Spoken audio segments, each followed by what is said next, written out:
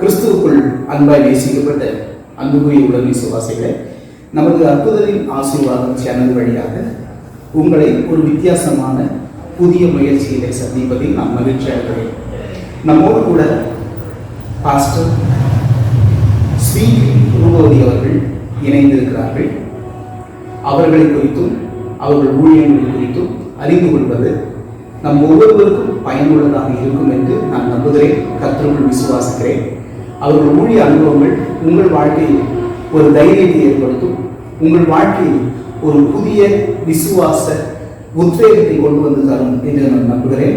எனவே அவர்களோடு ஒரு சின்ன கலந்துரையாடலை நாம் நிகழ்த்துவோம்.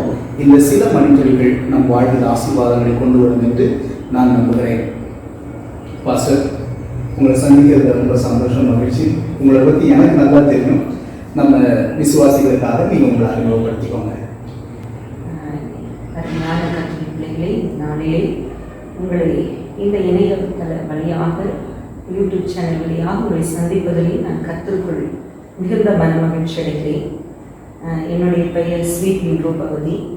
நான் ஒரு திருநங்கை போதகராக பணியாற்றி கொண்டிருக்கிறேன். கடந்த 20 வருடங்களுக்கு மேலாக என்னுடைய இறைப்பணியை தேவனுக்குள் செய்து கொண்டிருக்கிறோம்.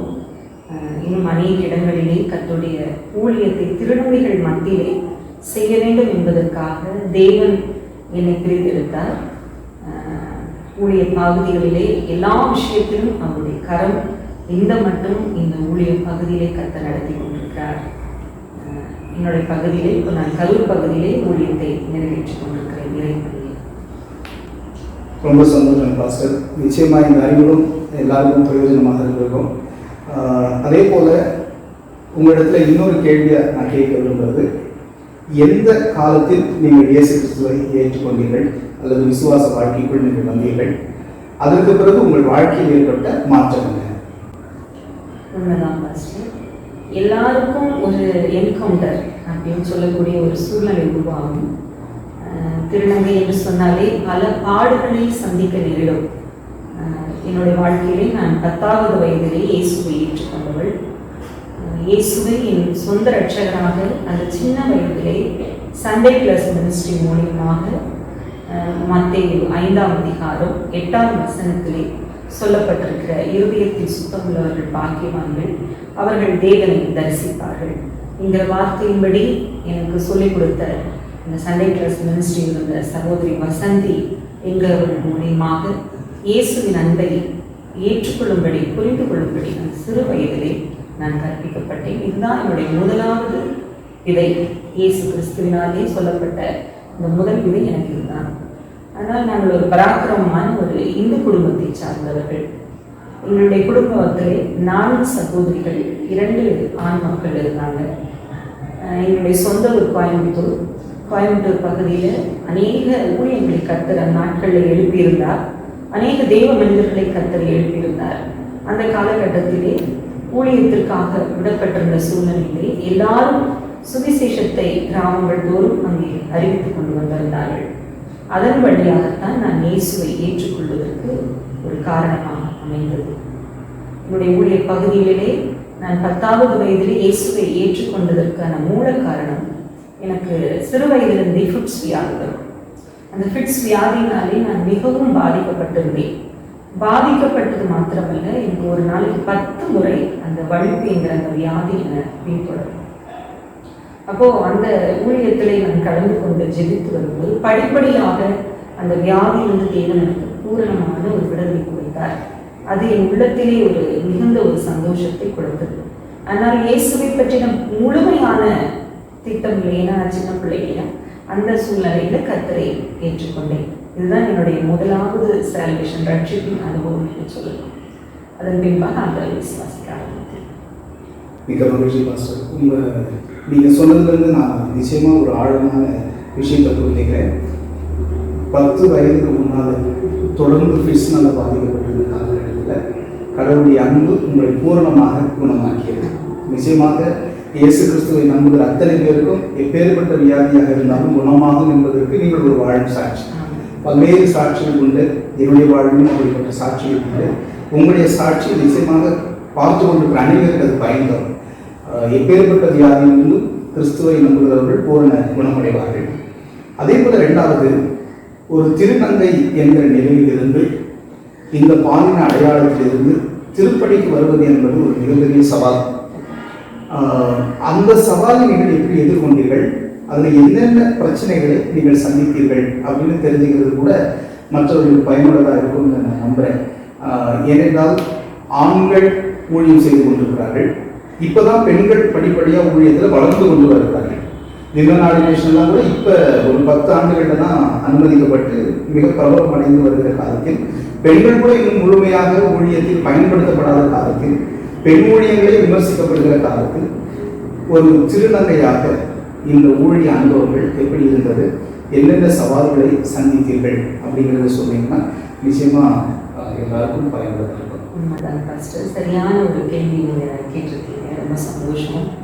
ஏன்னா இன்றைக்குள்ள காலகட்டத்தில் அது ஒரு திருநங்கையாக பிறந்து திருநங்கைகளுக்குள் நாங்கள் ஊழியம் செய்வது என்பது ஒரு மிக சவாலான விஷயம்.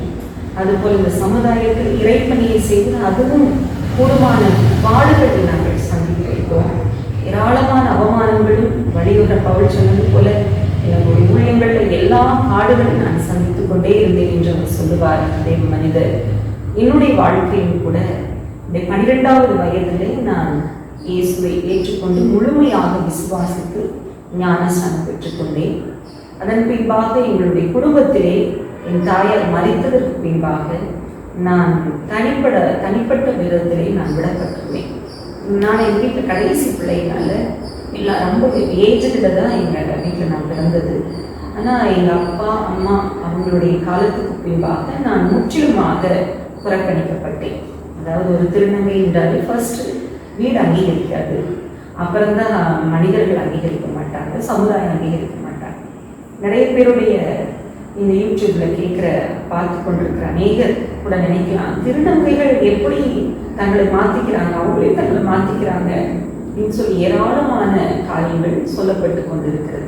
ஆனால் எங்களுக்கு நாங்களே மாற்றிக்கொள்வதல்ல, இது கடவுளுடைய படைப்பு என்பதை இப்பொழுது எல்லா மக்களும் அறிந்து கொண்டிருக்கிறார்கள்.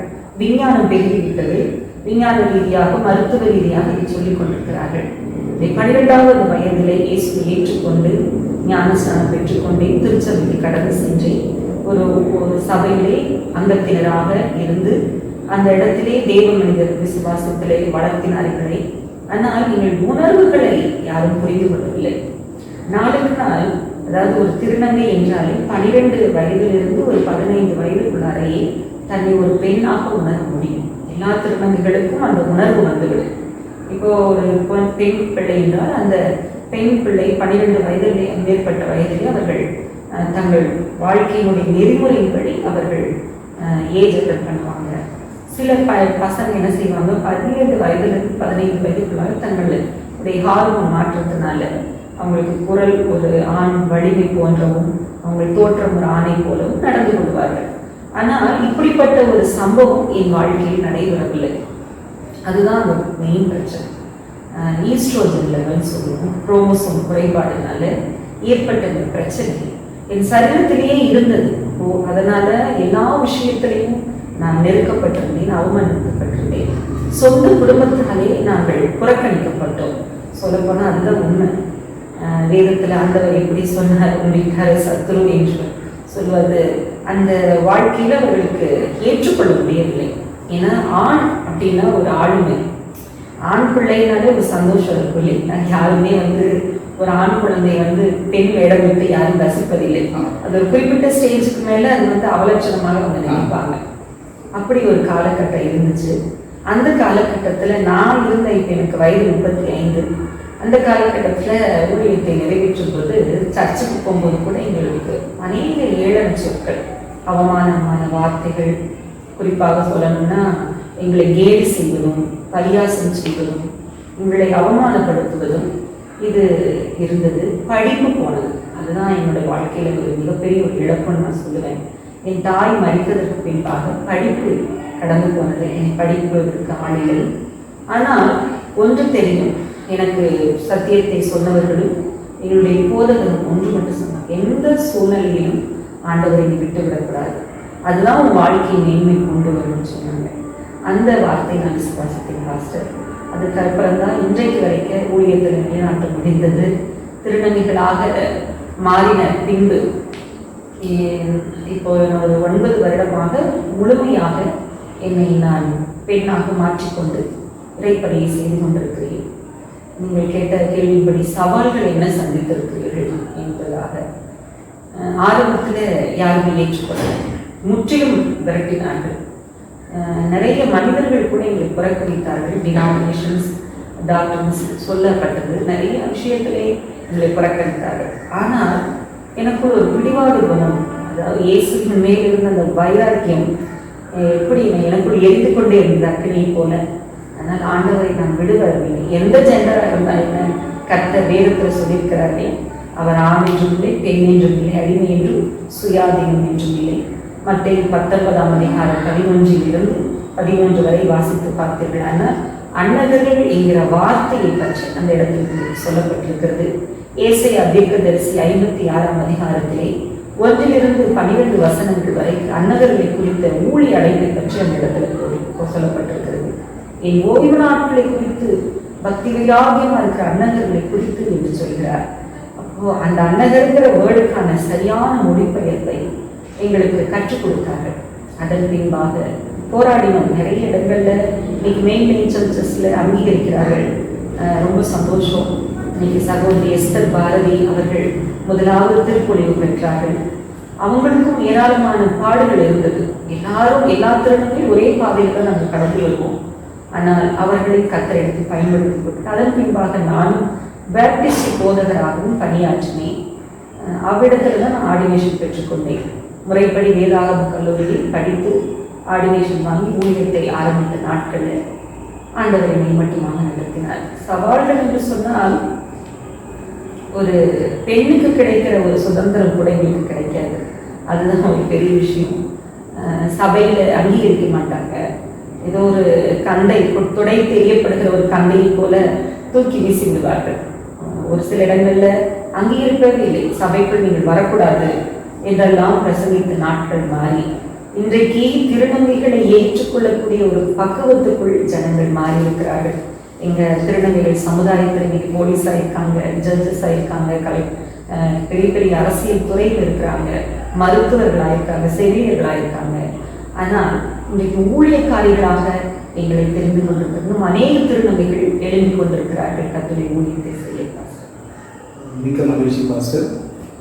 பொதுவாக வெகுஜன மக்கள் என்ன நினைக்கிறாங்க அப்படின்னா, பாலினம்னா 2 தான், ஆண் 1 பெண் 1.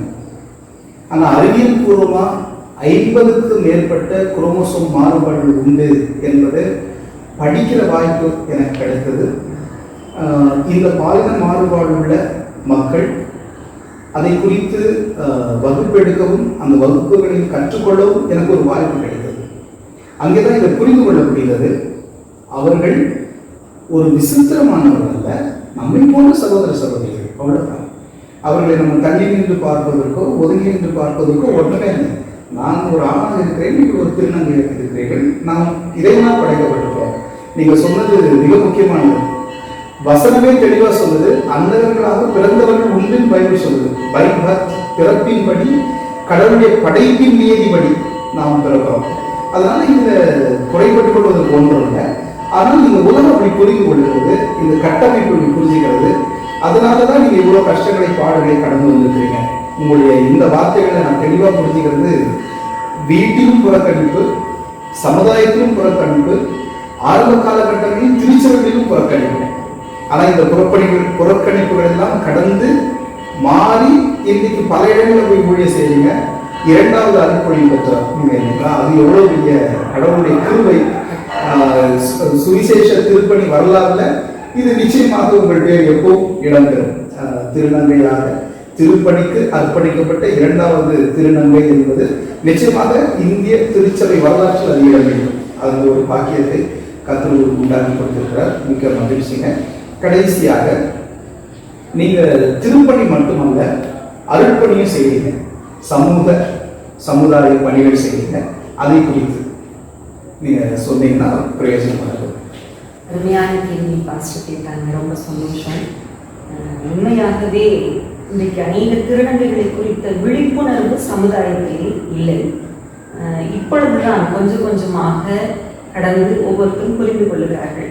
நான் இந்த இணைய வழியாக உங்களிடத்தில் தாழ்மையான ஒரு வேண்டுகோள் நான் வேண்டிக் கொள்வது என்ன, மக்களை பார்த்து, உங்கள் பிள்ளை யாராக இருந்தாலும், உங்கள் பிள்ளை ஆணாக இருக்கலாம் பெண்ணாக இருக்கலாம், அது உங்கள் பிள்ளை.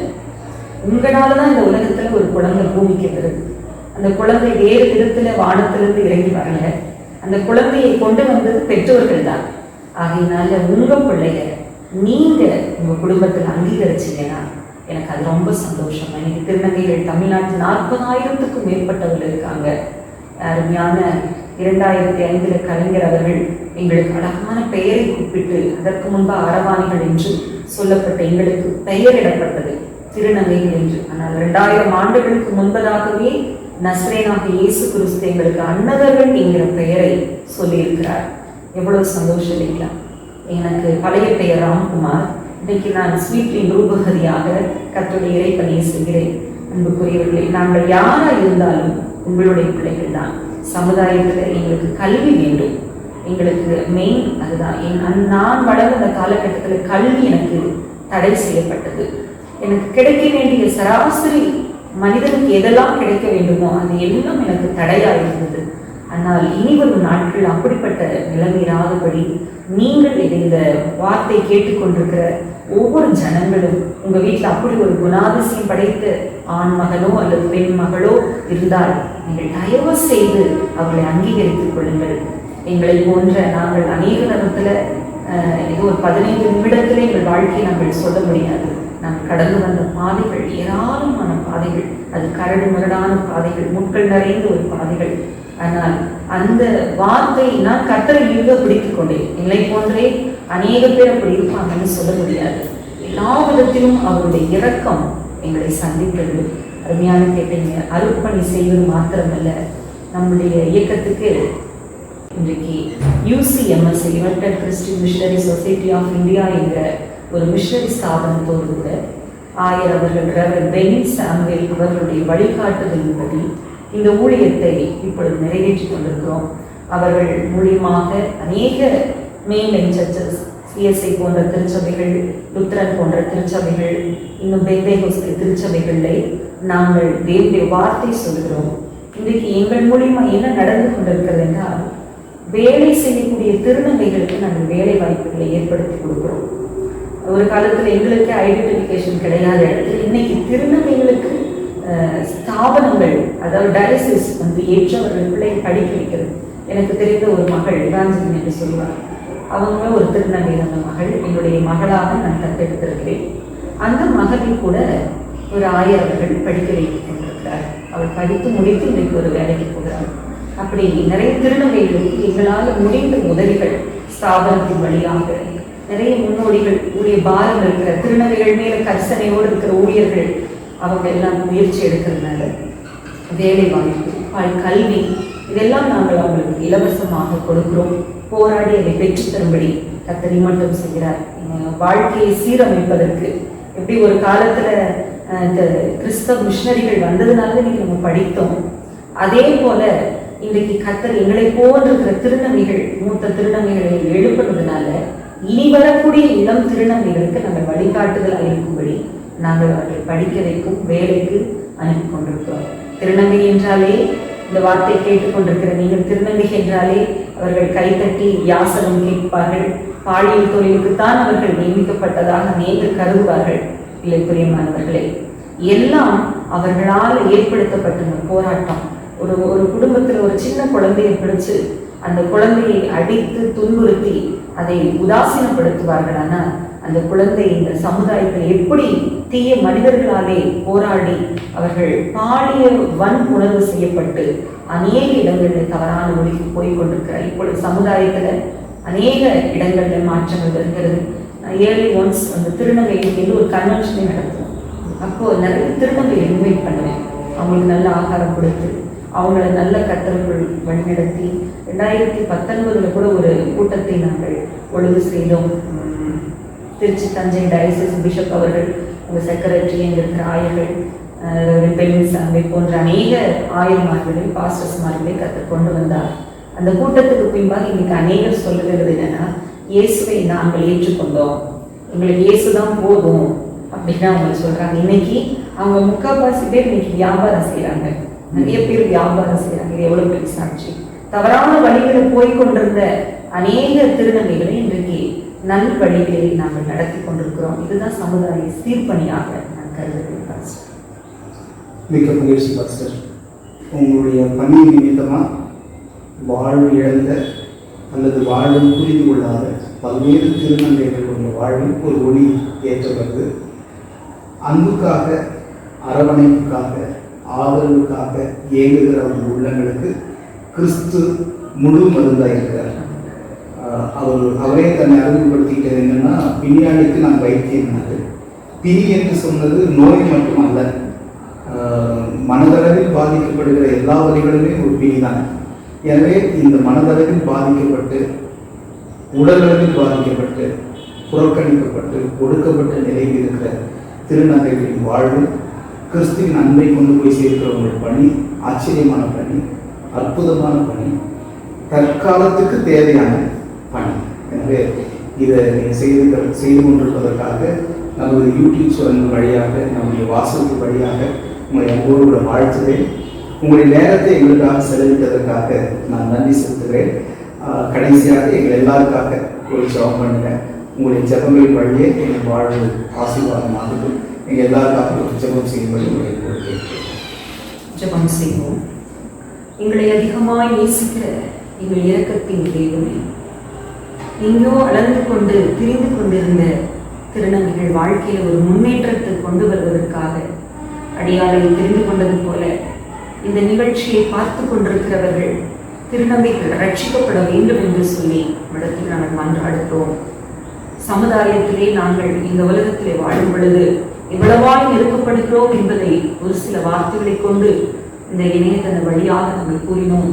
ஏராளமான பாடுகள் மத்தியிலே போய்கொண்டிருக்கிற பக்தர்களுக்கு நீர் காட்சி அளித்து அவர்களை செம்மையான வழியிலே கர்த்தர் நடத்தி உங்களுடைய அன்பை அவர்கள் விசுவாசிக்க உதவினார்கள். இதற்கு முயற்சி எடுத்த ஆசீர்வாதம் அவர்களுக்காகவும் குடும்பத்திற்காகவும் அன்றைய திருச்சபை மக்களுக்காகவும் நாங்கள் ஜெபிக்கிறோம். அவர்களை இன்னும் ஆசீர்வதியும். உங்களுடைய பரிசுத்த சமூகம் ஜனங்களோடும் அருமையான ஊழியரோடும் இருக்கட்டும்.